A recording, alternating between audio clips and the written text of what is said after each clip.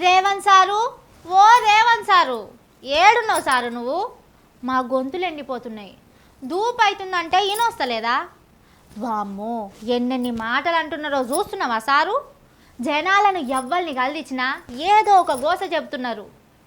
సరే, అంత సరే కానీ ఈ వానాకాలంలో దూపైతుందని రోడ్డు ఎక్కుతున్నారంటే నీ పరిపాలన ఎంత చక్కగా ఉన్నదో చూడు జరా. రేవంత్ సారు ఏలు వల్ల వానాకాలంలో కూడా నీటి కష్టాలు వస్తున్నాయి కదా జనాలకు.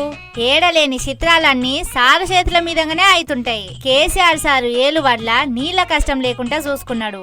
ఎండాకాలంలో కూడా గుక్కెడు నీళ్ల కోసం బిందెలు పట్టుకున్నోళ్ళు లేరు. కానీ గీ రేవంత్ అన్న ఏ మూర్తాన పుణ్యపాదాలు పెట్టిండో పరిపాలనకు అద్వర్సంది ఏడలేని కష్టాలు వచ్చి పడ్డాయి జనాలకు. నాగర్ కర్నూలు జిల్లా వట్వర్పల్లిలా చెంచులుండే ఏరియాకు వారం సంధి నీళ్ళు వస్తలేవట.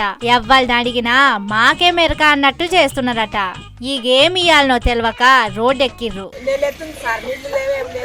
వాన వస్తే వాన నీళ్ళే పట్టుకున్నాం. మేము వాన నీళ్ళతోనే వాడుకుంటున్నాము. పండుగ పూట కూడా మాకు నీళ్ళు లేవు.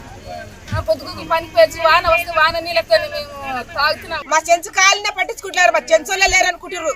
మళ్ళీ ఇట్లాంటి దానికైతే అవసరాలు కదా మాకైతే వచ్చి మరి ఉన్నారు. మేము ఉండమమ్మా చెప్తారు కానీ ఇట్లాంటి దానికైతే అవసరాలకే కానీ మనం వాడుకునేది. అయినా జనాలకు ఏది సక్కంగా ఇచ్చుడు చేత కాదేమో కాంగ్రెస్ పార్టీలకు.